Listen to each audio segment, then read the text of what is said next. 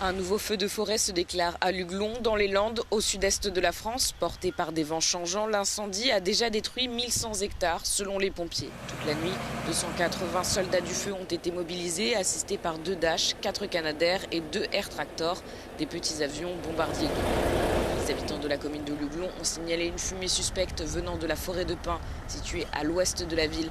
En milieu d'après-midi, à peine quelques heures plus tard, le feu avait déjà englouti 400 hectares et la population était en cours d'évacuation par précaution. 400 personnes ont dû quitter leur foyer. Le département de la Lande est en vigilance feu de forêt élevé. Une soixantaine de kilomètres au nord de Luglon, le feu de Biscarrosse, qui a détruit 3700 hectares fin juillet, est maîtrisé mais toujours actif. La sécheresse crée des conditions favorables au départ de feu, idem pour la chaleur. Le département des Landes est en alerte canicule.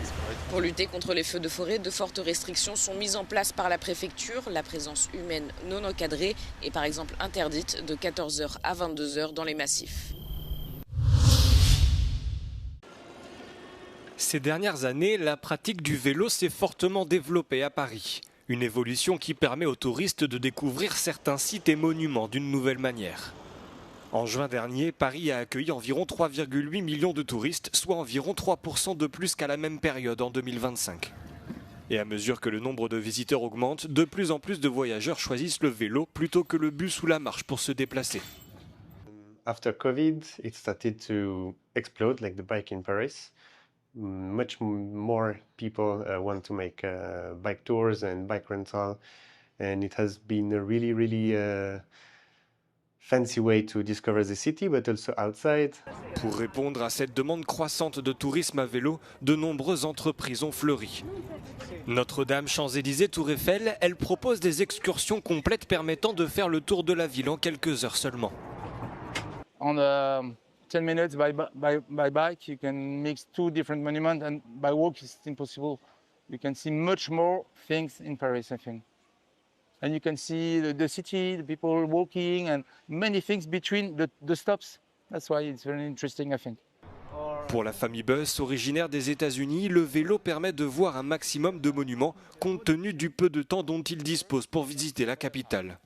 It's also nice to just be in the moment. And then we can come back and take a look at things a second time later and have a little bit more time to absorb, the history and the culture of it all. This is a great way to see the city.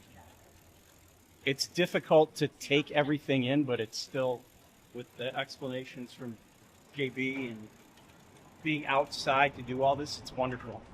Aujourd'hui, la capitale compte plus de 1000 km de voies cyclables, mais la mairie voit plus loin. À terme, Paris devrait disposer jusqu'à 1500 km d'aménagement pour rendre la ville encore plus accessible à la mobilité douce.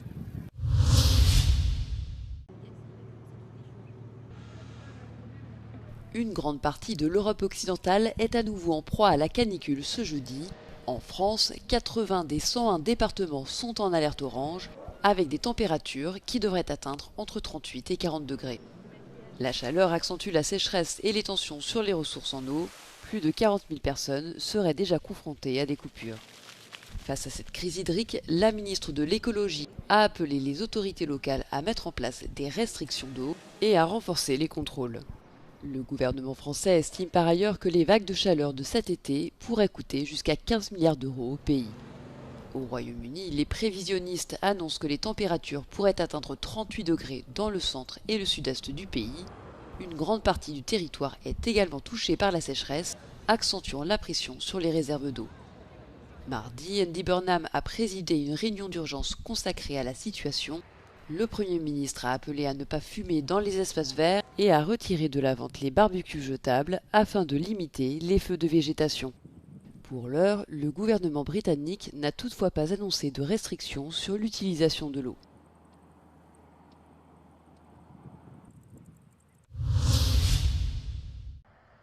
Au moins une personne a été tuée et plusieurs autres blessées dans une explosion survenue ce jeudi dans le port de Rotterdam. Selon les médias locaux, une équipe de maintenance travaillait sur une section de canalisation lorsque l'explosion s'est produite dans une raffinerie et un terminal de carburant du plus grand port d'Europe. Les autorités ont indiqué que cela semblait être un accident de travail sans donner davantage de détails. heeft hier rond 11:30 een explosie plaatsgevonden bij een petroleumbedrijf. Hierbij zijn helaas meerdere gewonden gevallen en is er ook 1 persoon overleden. Onze steun gaat uiteraard uit naar alle nabestaanden. Op dit moment houden we rekening met alle scenario's en doen we onderzoek hoe de explosie heeft kunnen gebeuren. Les services d'urgence ont également signalé une coupure de courant dans une autre partie du port et ont indiqué qu'un transformateur avait pris feu dans des circonstances inexpliquées.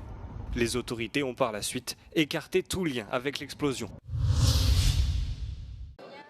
La Pologne a arrêté un citoyen russe accusé d'avoir planifié l'assassinat d'un citoyen ukraino-américain à Varsovie sur ordre de Moscou, a annoncé ce jeudi Donald Tusk. Le Premier ministre polonais a précisé que le suspect, recruté par les services spéciaux russes, avait été interpellé vendredi dernier. Przyjąć to założenie, że reżim Putina będzie starał się likwidować ludzi niewygodnych z różnych powodów w różnych miejscach na świecie i dlatego nasze działania będą niezwykle intensywne w tej sprawie, tak aby zapobiec ewentualnym kolejnym próbom wymierzonym w obywateli Polski czy innych krajów. La Pologne a accusé Moscou d'actes de sabotage à plusieurs reprises depuis 2022. Ces allégations s'inscrivent dans un contexte de tensions géopolitiques accrues où Varsovie joue un rôle clé comme pays de transit pour l'aide militaire occidentale vers Kiev.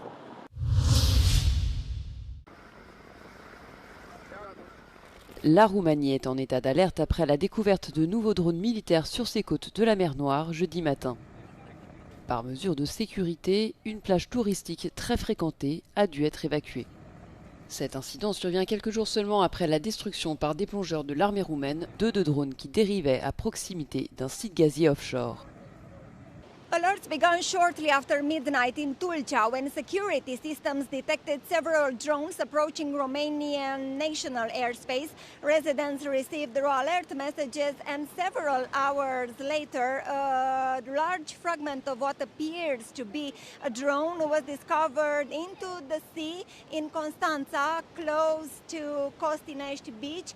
It's a storm here and it's possible that the storm brought the fragment there.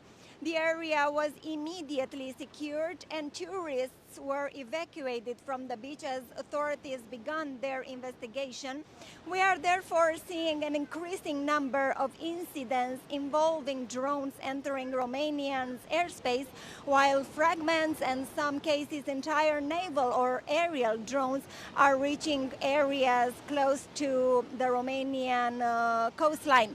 The situation is particularly sensitive now because it's the summer season and a lot of tourists are staying in the seaside resorts.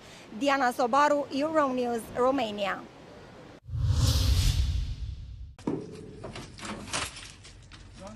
La Russie a lancé 133 drones contre l'Ukraine dans la nuit de mercredi à jeudi, visant 15 localités à travers le pays. Ce jeudi, une frappe de drones russes a touché un train de passagers dans la région d'Odessa, faisant 2 morts. Les victimes de l'attaque sont 2 membres de l'équipage, le conducteur du train et son assistant. Aucun passager n'a été blessé. Dans un message publié sur X, Volodymyr Zelensky, qui a précisé que des centaines de personnes se trouvaient à bord du train, a accusé la Russie d'avoir délibérément pris pour cible la locomotive, tout en sachant que le train ne transportait que des civils.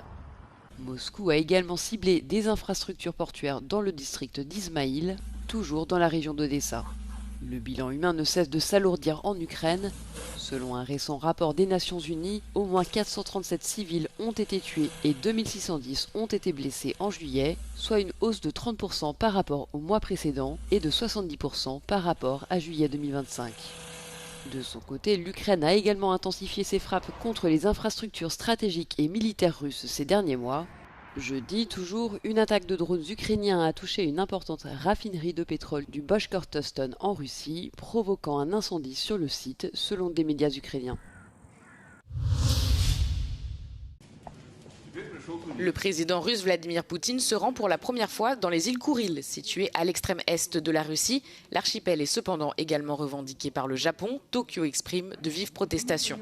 Le chef de la diplomatie japonaise, Toshimitsu Motegi, critique cette visite, soulignant que ces îles, que Tokyo appelle les territoires du Nord, appartiennent au Japon de plein droit, tant d'un point de vue historique qu'au regard du droit international.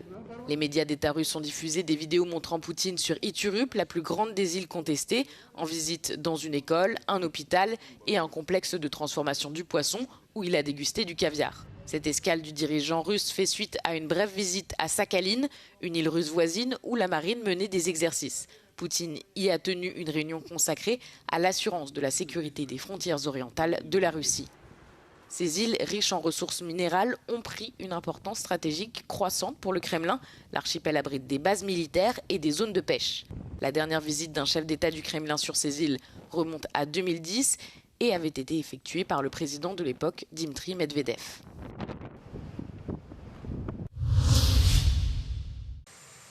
Les États-Unis exercent un contrôle total sur le détroit d'Ormuz et vont le garder. Déclaration signée Donald Trump mercredi, alors que le trafic maritime y est retombé à son plus bas niveau depuis une semaine.